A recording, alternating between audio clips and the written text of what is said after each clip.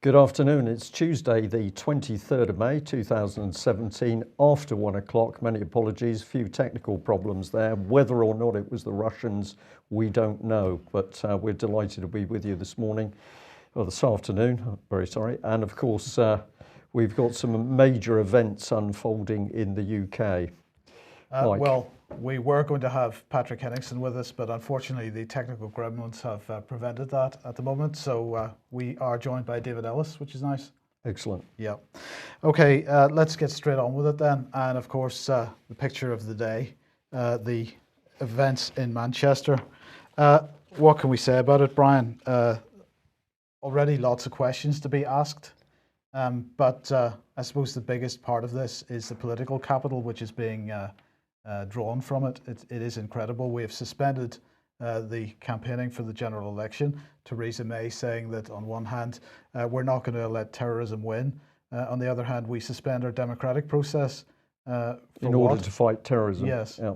Well, I've got to say that I only learnt about this fairly early this morning. I was looking at general news over the internet. I then started to come across the BBC reports.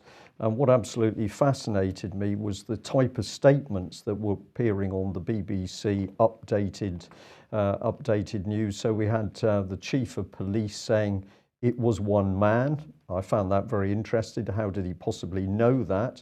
And then as I watched that report updated to say it was now one man and a network of people. There was no evidence to support anything around that statement. And I wonder why the chief constable would be conducting an investigation, but making these statements that apparently we knew it, but we didn't know what was going on. Yeah, so confusion at best, absolutely, I think. Yes. But of course, we have all kinds of useful information appearing in the mainstream media at the moment. We do, yeah. I just picked up on this. This was being tweeted out, but I thought it was a useful image which shows the basic layout. And of course, the important thing to take on board, it was the foyer area where we're told an explosion took place. But I find it interesting, Mike, that when an explosion, just hold that on screen for a second, sure.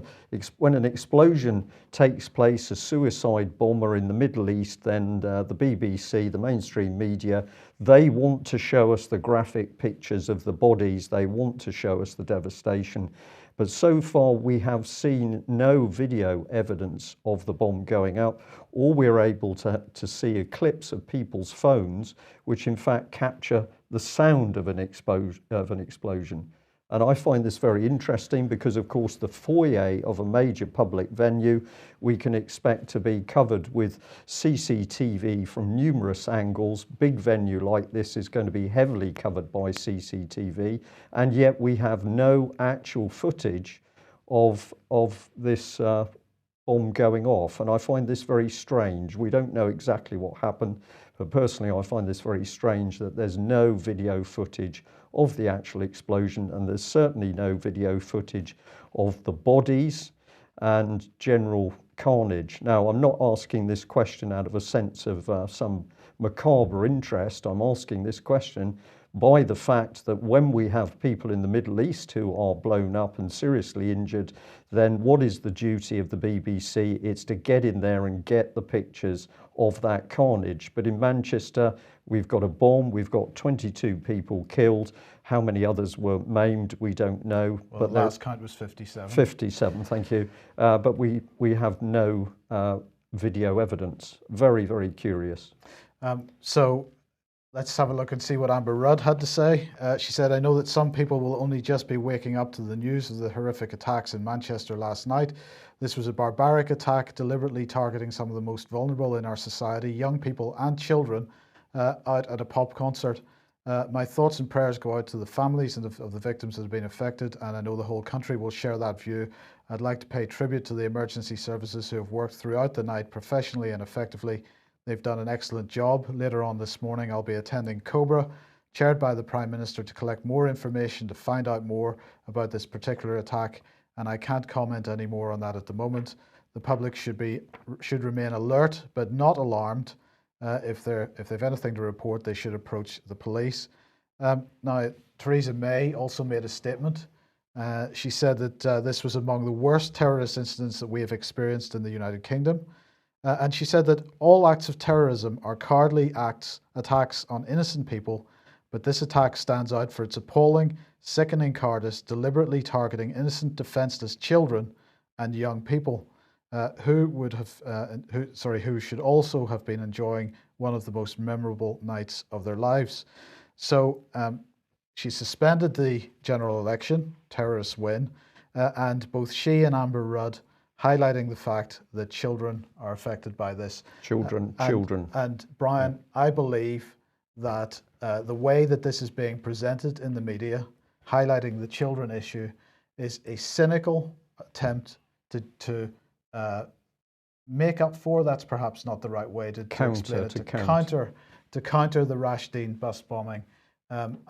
Bearing in mind that the people responsible for the bus bombing in Rashdeen, and if you remember, what happened was that people were being evacuated from terrorist-held areas in Syria, and the buses were at a staging area run by various terrorist factions, al-Nusra types, and the White Helmets were there, of course, and the children that were being held captive on these buses were taken off the buses at some point, enticed off the buses with offerings of food, and particularly crisps. And if we remember, of course, while they were on the buses, they were not being fed, so they were pretty hungry. They were enticed off the buses, and as you can see from the image on screen there, a suicide bomb was exploded in the midst of these children. It was the most disgusting war crime, and the way that this latest event is being portrayed in the press at the moment, highlighting the children that have been killed and injured, is to counter this, I believe, and it's pretty cynical if that's the case. Yeah, and what I will say is that I paid attention to what Theresa May had to say. I find her delivery in general, but certainly in cases where there should be some proper emotion, there is no emotion from the Prime Minister. She is reading very badly what is obviously a carefully constructed script. Her delivery is rather halting. There is no proper emotion.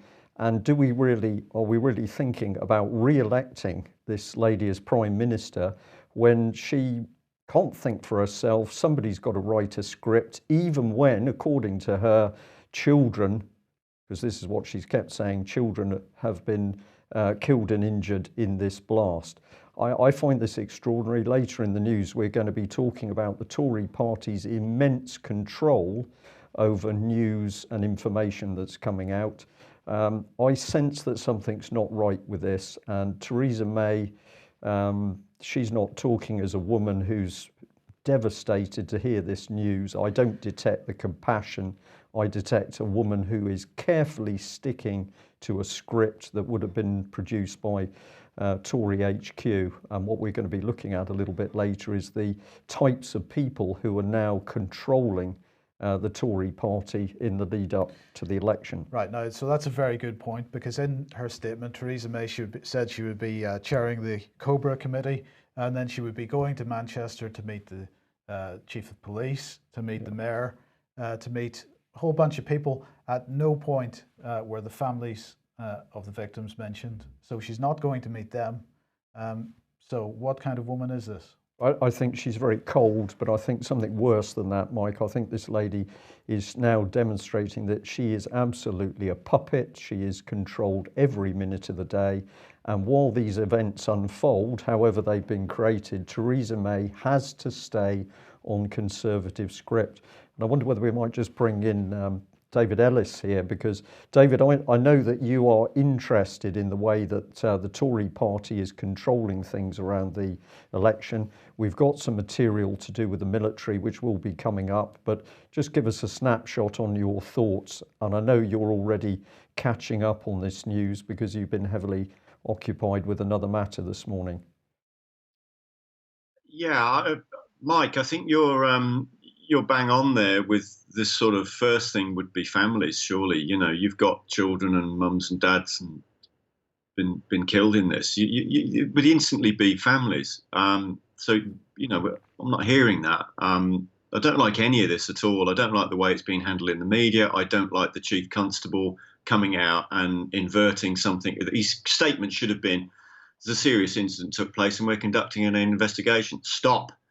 If he's investigating an individual or a network, surely he wouldn't be talking about that because he's giving the game away. Just come out, just make a factual statement. We are investigating this, and say something appropriate to the families.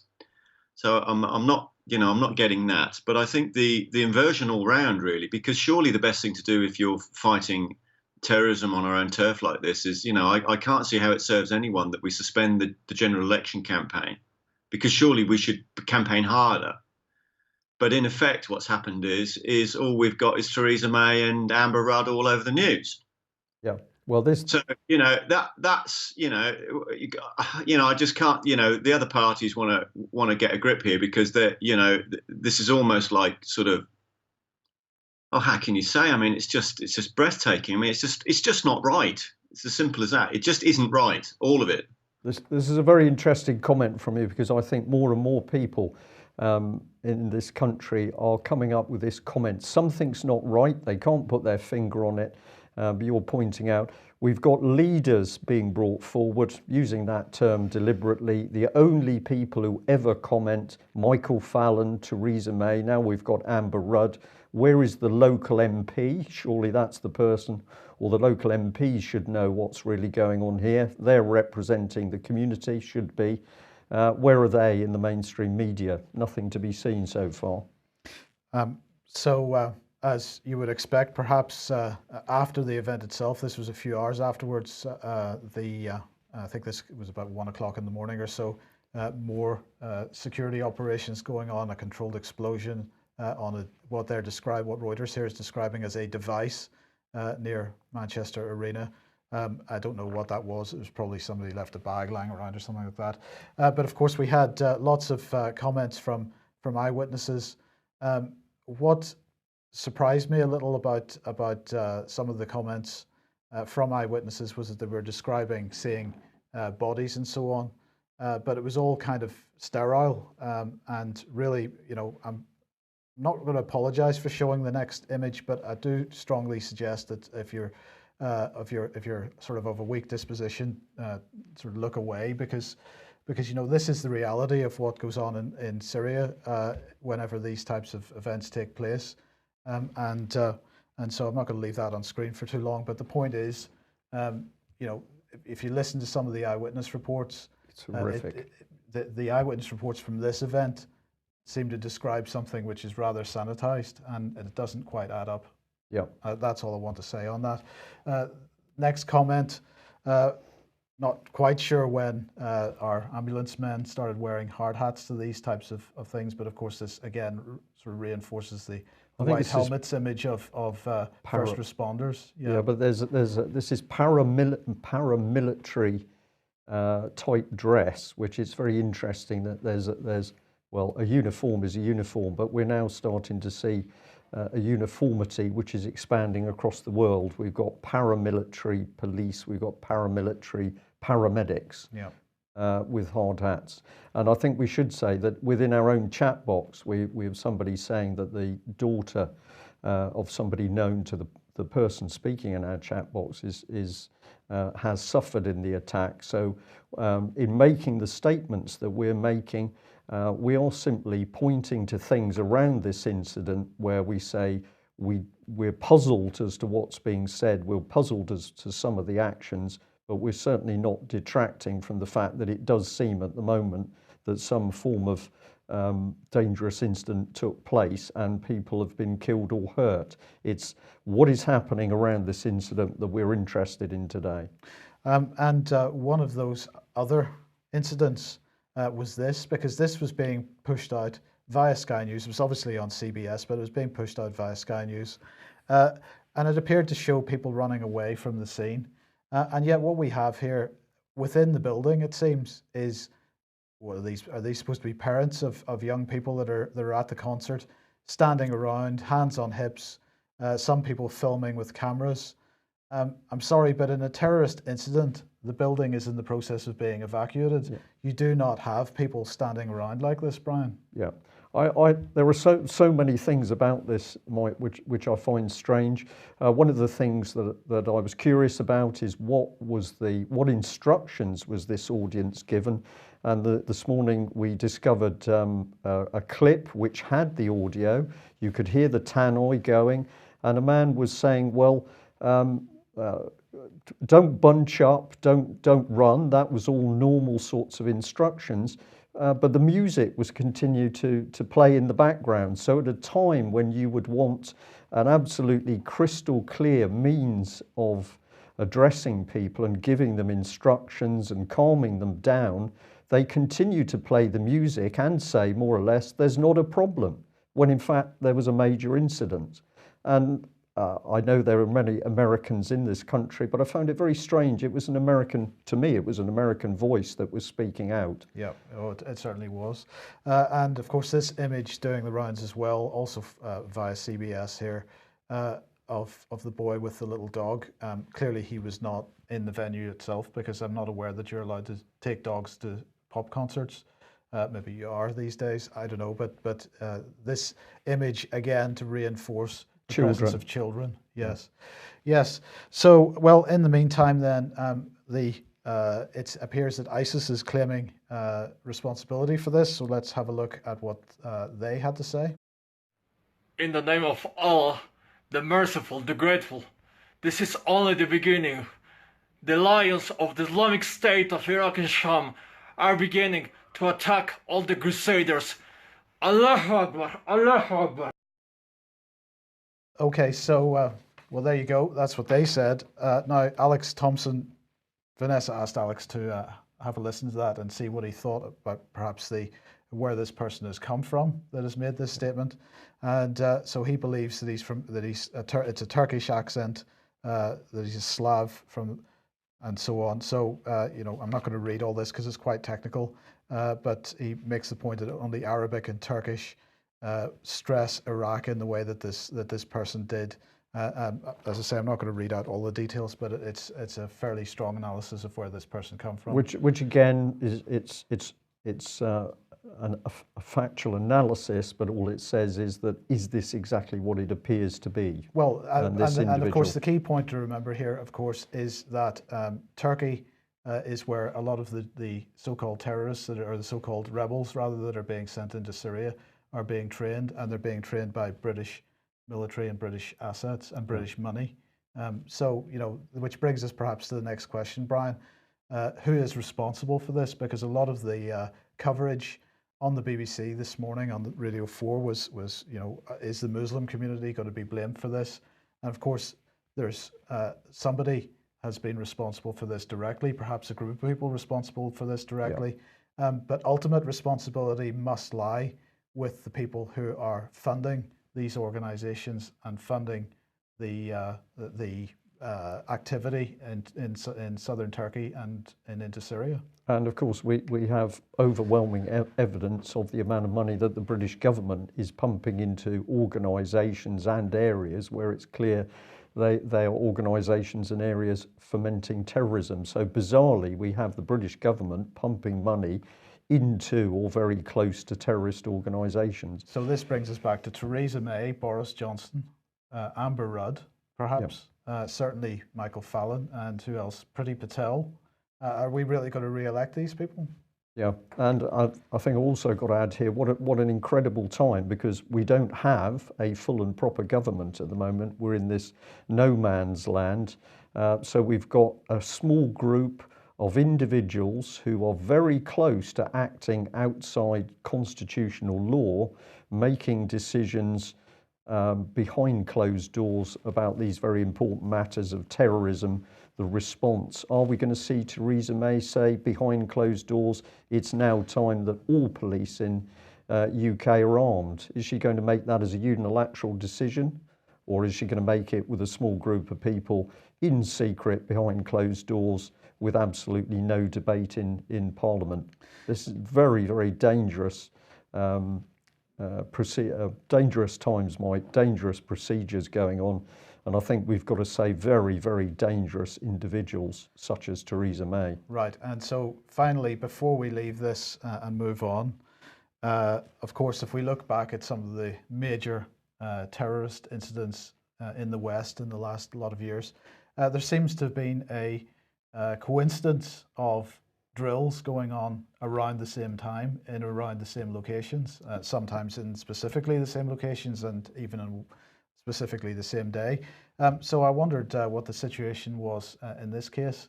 Well, let's have a look because, well, here we've got a Russia Today report from May the 10th in a shopping mall in Manchester.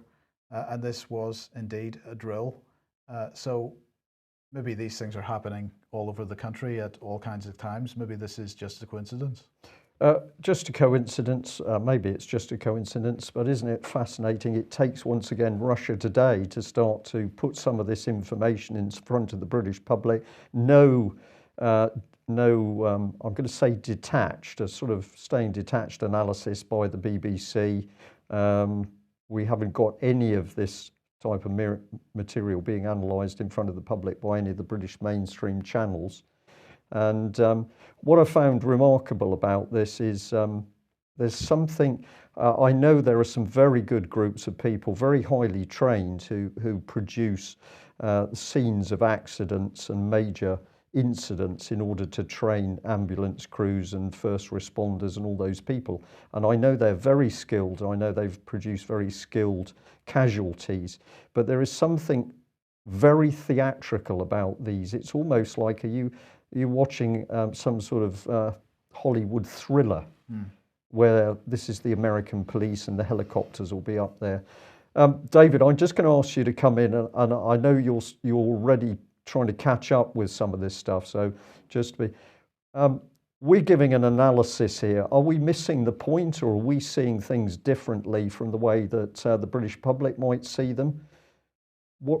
What's your gut feeling about what we're watching? Yeah, well, one thing's for sure, when you've got,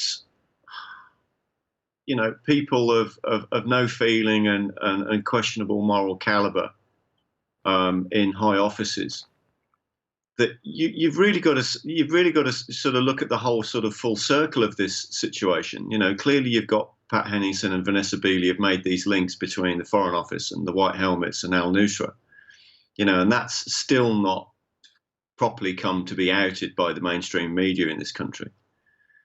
And then you've got, this sort of round circle of we're fighting terrorism. Well, if you are, why on earth hasn't that been scrutinised and stopped? And why are you not letting the people of the East sort this out rather than interfering and making it worse? If you're saying that you want to stop terrorism and whatnot, then actually start doing the talk.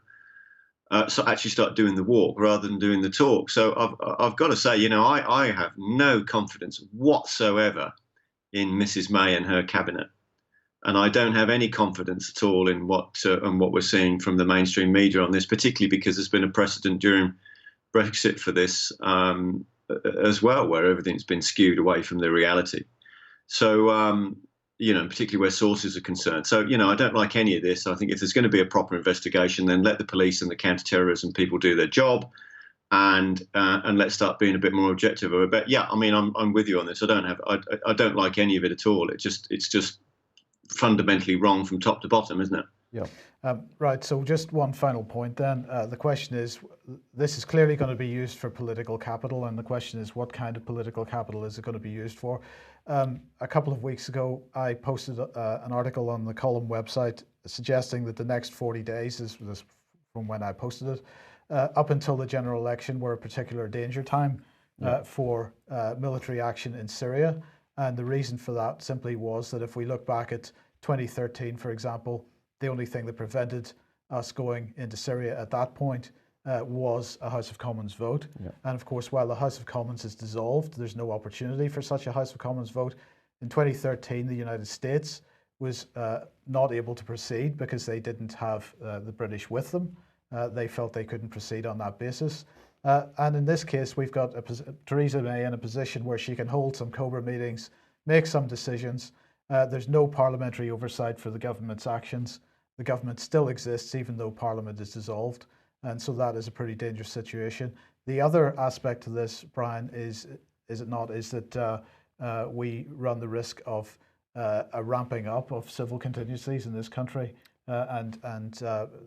again, with Parliament not being there to scrutinise this, it becomes a pretty dangerous situation. I think things are moving very quickly, rapidly moving to extremely dangerous position in this country. Of course, UK column almost alone warning about what Theresa May was building while she was Home Secretary.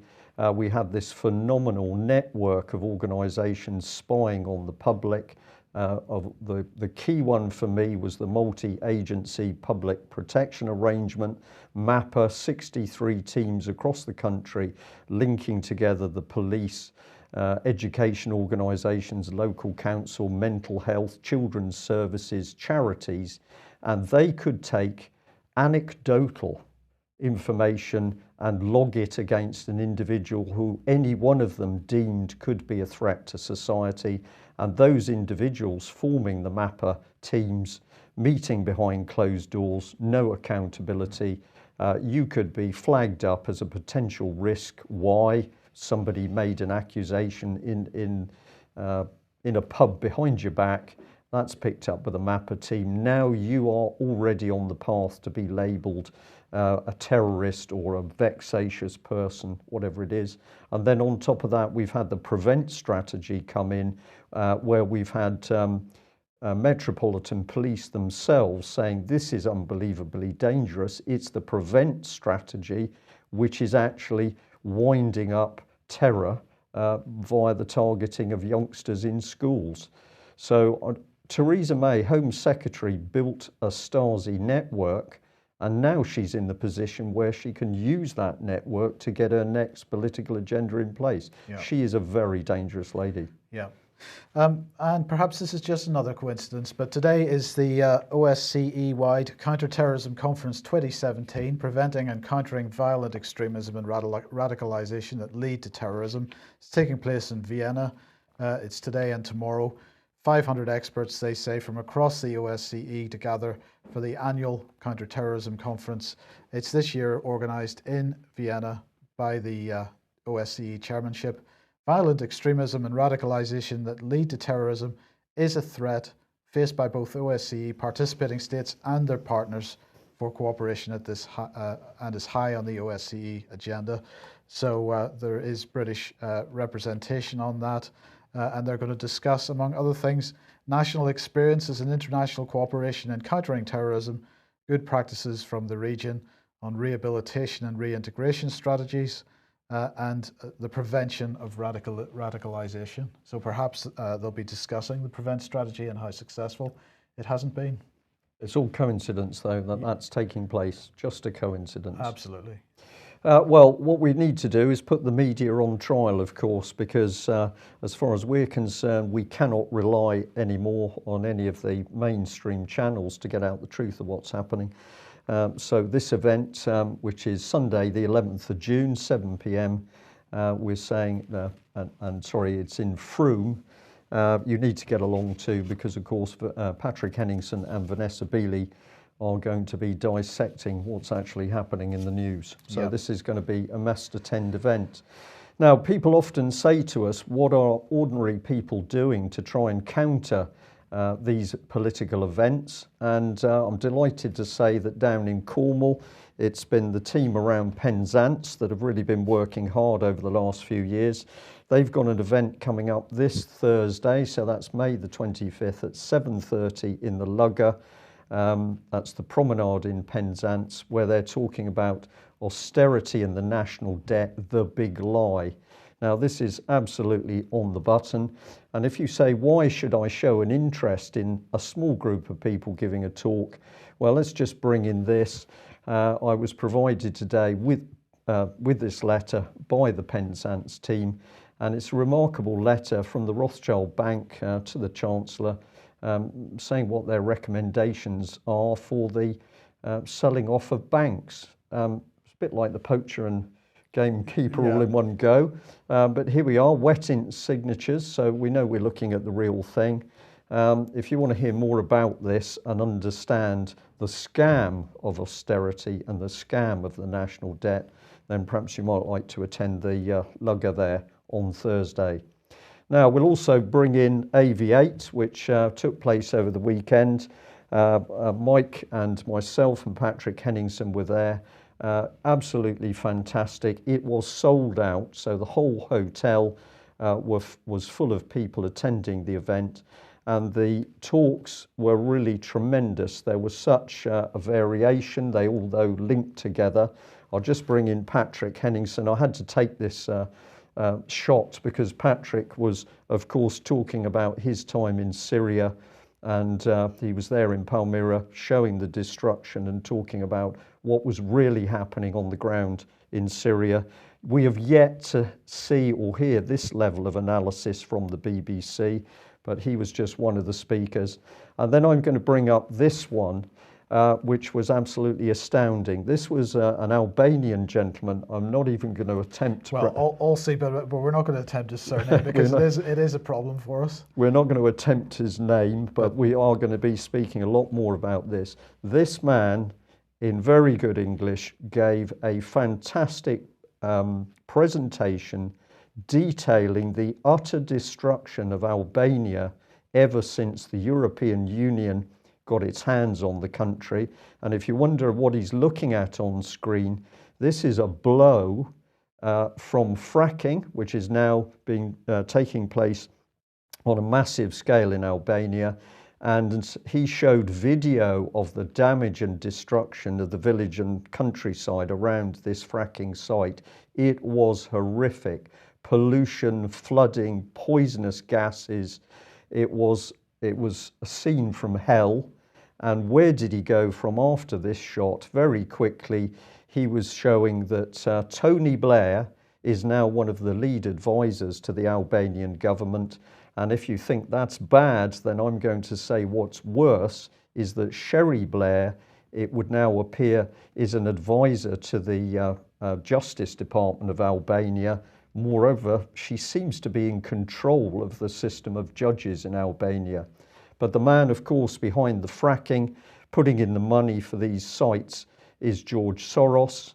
And a key part of this presentation was the utter destruction of industry in Albania, which, as the gentleman said, had forced the emigration from Albania and forced the immigration into other Western states.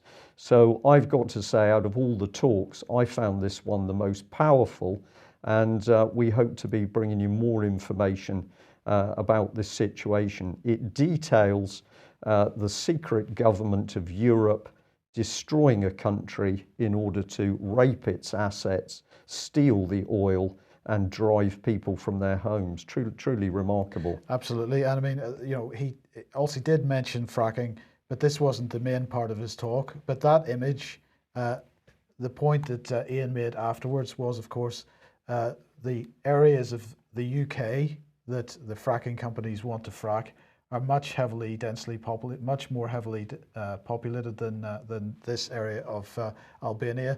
This was absolutely undermining the foundations of all the houses in the towns and villages that they are fracking in. Are we going to see this type of environmental destruction here? It's looking like it. Yes. Certainly, let us remember if the Tories get in, because they are intending to remove this issue of fracking from the local council planning arrangements, so yes. So they'll have a free hand to do as they wish. Okay, now with an eye on the clock, I better just add to that, Mike. Of course, one of the speakers at AV8 was Piers Corbyn, who was talking about climate change. He gave a fascinating talk, but it was very interesting that he was constantly speaking to people at that event. And we know that one of the things he said is, my goodness, so many nice people who understand what's really going on. So I didn't get the opportunity to speak to him myself, but people who did speak to Piers Corbyn said this man was on the ball. He understood what was happening. And we just wonder whether he's got sufficient connection with his brother, Jeremy Corbyn, to get this information through. But of course, one of the videos he watched was that Albanian video, and he must have had some real information to take back to his brother about what Tony Blair really is, and of course, how Tony Blair destroyed the real Labour Party. You mentioned the clock. I'll just remind you we started 10 minutes late, so don't worry too much. Okay, thank you for that. It's been a very interesting morning.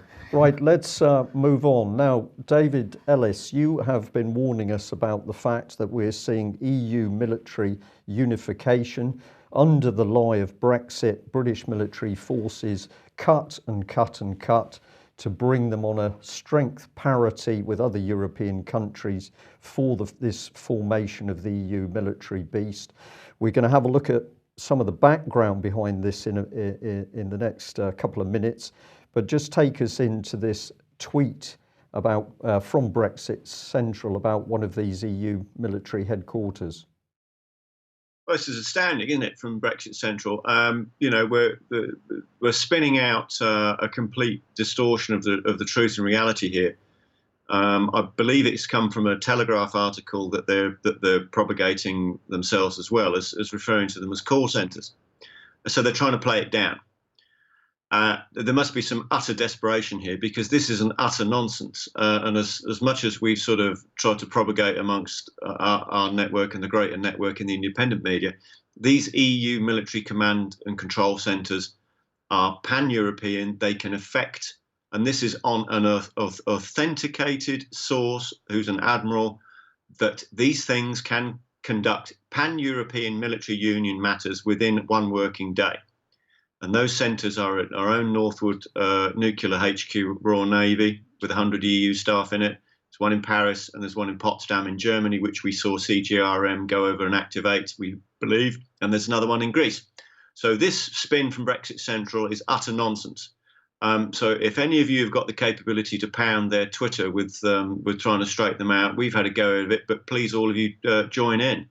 And let's stop this spin, because it's not helping the correct debate. Right, David, thank you for that. Now let's bring in Johnny Mercer. Now, Johnny Mercer is, of course, a candidate at the moment, but he was one of the Conservative Party MPs in the Plymouth area, extremely close to where we are. We may have already be in his constituency. I think we are, yes. We are. Yeah. But here's the headline: Army hero MP gagged by Tories. Johnny Mercer accuses the party HQ of trying to block his election in 2015 over war veterans campaign. Now, this man's produced a book, but what he's started to say is the Tories started to gag, control him, and indeed, I would say, threaten him because he was starting to give too much support to the veterans, and he was starting to be too outspoken about the government's appalling treatment of British war veterans. So let's have a look at, we put those quotes from that Mail article on screen so that they were a bit clearer, but thank you for the Daily Mail for this. And I've also made it in the first person there, so it's got more impact. I was summoned to a meeting at Tory HQ by two officials. I was told by one that I needed to be really careful and to give up on trying to win his seat. Now, I need to be really careful. That to me is an implied or inferred threat, whatever it is. It's not nice. Summoned to Tory HQ. He goes on, the Tory HQ official added, why do you think you should be supported? Who do you think you are? What have you done with your life? Now remember, we've criticised Johnny Mercer over a number of issues, but I absolutely recognise that this man has been out in Afghanistan and he's put his life on the line. And look at the way he says that he's been treated by Tory HQ. He said he was summoned to a second meeting at the Tory HQ in which Sir Linton Crosby, who is also in charge of the 2017 campaign, told him, "You ain't gonna win, mate." Now, I was fascinated by the language, "you ain't gonna win, mate," and I wondered who that Sir was. Well, let's have a look at who Mr. Crosby is. This is the Mirror article. and you've got a picture of him on the right-hand side. I just want to bring in a bit of comment here. This is to do with the fact that people are saying, does this man owe some tax? So just a snapshot of the Mirror article, which I'll encourage you to read. Latest accounts show this company vehicle, paid out 826,000 in dividends in 2015 when Crosby was working in the UK to help David Cameron win the election. Sir Linton, known for his, quote, attack dog style of PR campaigning, was due to receive 150,000. As he is a non-dom, he doesn't live basically in the UK for tax purposes, he would not need to cough up UK duty on it so long as it does not come into Britain. He insisted the firm was not set up to avoid tax, but refused to reveal what it does.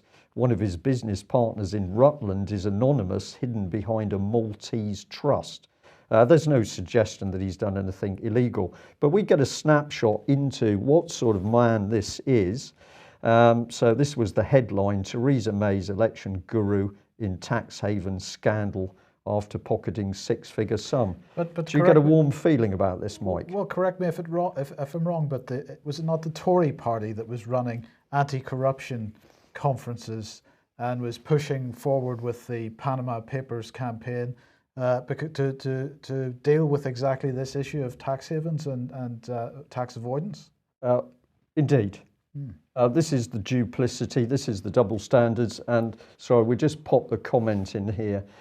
This man's an Australian propagandist. I've given him the label propagandist, but he's Australian. He's not even British. So we've got this Australian brought in to give his propaganda expertise to hide the truth about a number of issues, but particularly the destruction of Britain's military. David, I'll let you comment on this, but I'll say to you, I want to cover just a couple more slides, and we're going to be getting back on the subject of veterans for Britain. But this is remarkable, as Mike says, isn't it? We've got this man clearly controlling what Britain's Prime Minister says. He's not even British. Well, the plain truth of it here is clearly and we've got to thank Johnny Mercer for this revelation, because it confirms everything that we've been saying and warning of for quite some time. Both you guys there at the UKC and both what we're saying is that this avenue that Johnny Mercer was going down in supporting the veterans was in conflict, in effect, to master policy on EU military unification and EU military union. So if he'd have carried on down there, he possibly would have started getting to the truth and really what was going on. Now, as we've said all along, the crisis in the Tory party is not the EU. They don't have a problem with that. What they have a problem with is that you cannot sell EU military unification and EU military union to the British people at the ballot box. So therefore, they're not going to talk about it. And this is why this is him saying that he was gagged. This is exactly the case. This is entirely linear with our experience of what we found with ministers and lords and backbenchers. They will not talk about it. There's a refusal to talk about it. You found this, Brian, because you can't get Gary Streeter to talk about it. You can't get Oliver Colville to talk about it because they're going to be whipped, probably by this Mr. Crosby and whoever else at CCHQ, a Tory party top brass.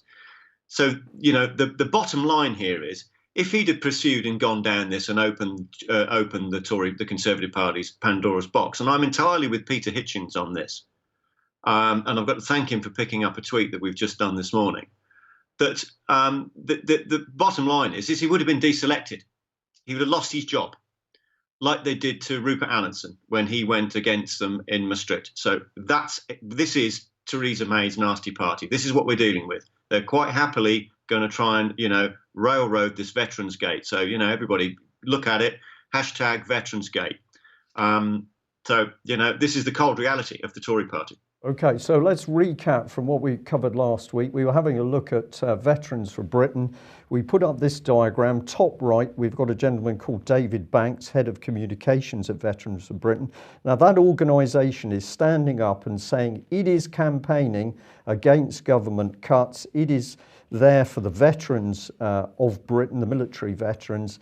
It is warning about what's happening with the EU. We say this organisation is at best half-hearted in any criticism of the government. Why would that be? Well, what we showed in this diagram is how there was a massive network of Tory-controlled organisations with people from the Conservative Party or pro-Conservative organisations like Conservative Home operating through a number of organisations. So we've got the Conservative Home linked in to Taxpayers Alliance, it's linked into Vote Leave, it's linked into Business in Britain, Brexit Central, and we had links between Veterans for Britain and Change Britain, which is also linked through to, there we are, linked through to Brexit Central.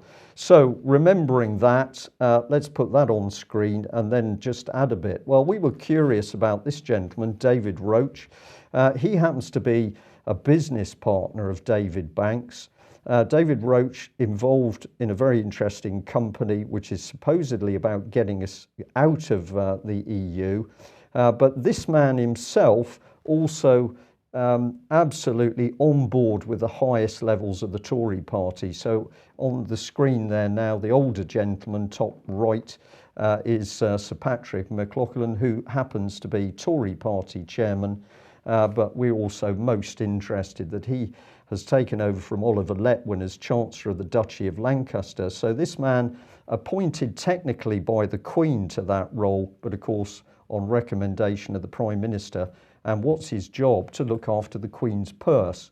So we're dealing in some pretty high level people here, but these same people say we're going to challenge the Tory party because they're not doing what they say they're doing to get us out of the European Union. This is a massive propaganda operation to keep the lid on pressure that we know that's building amongst the military veterans. And if anybody doubts what we're saying here, have a look at the material yourself. You can go to Companies House. Here's Imagine Exit Limited, these gentlemen involved with.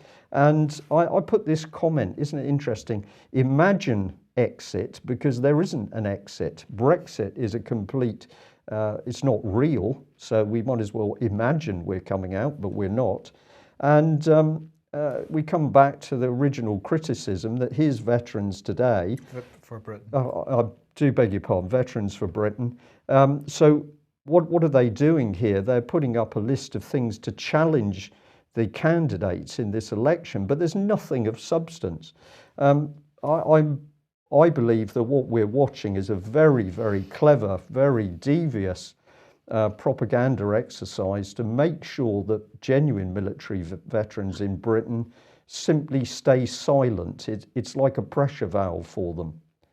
David, sorry, over to you. Sounds a bit like UKIP then, doesn't it? Is that the same sort of model? Anyway, nothing against the main body of UKIP Church. We've got a lot of really, really good contacts in the coalface of UKIP. Okay, this is really great, isn't it? Because Patrick McLauchlan, upon invite from us, has completely avoided taking a meeting with us to talk about EU military unification and EU military union. It's not as if we haven't offered numerous times. And yet he'll quite happily sit there with Mr. Roach, who's a former Tory party candidate in East Lothian, was it, I believe? Correct. So, we're seeing a repeat thing. So let's just reiterate. One thing we are certain of is that the top brass in the Conservative Party, Mr. Crosbie, Co and whatnot, are desperate to keep the lid on this, and they are desperate to keep control of the senior officers that are speaking out and have spoken out previously, for fear that they will start using the correct terms of reference to what is actually taking place with Britain's military. And that is Her Majesty's Armed Services, lock, stock and all her barrels, are being surrendered into EU military unification process. And if the great body of our nation, regardless of whatever party they favoured, would en masse, the majority, and I will quote General Lord Dannatt, would not support it, but they don't know about it. It's being kept from them, and it's being kept from them deliberately. So there isn't hard enough challenging going on within this group. are bitterly disappointed with their performance. And you quite rightly, Brian, are asking these questions legitimately. So, if we could see some traction, I would be very pleased. But one thing I am certain of is that there is a definite attempt in order to keep control of the officers. I'm certain of that. Okay, well, we have a very good team now that are researching this whole subject of the conservative propaganda network. We've got a lot more information to come out yet, and of course we'll be delighted to have you on board to comment. I'll just end the section here.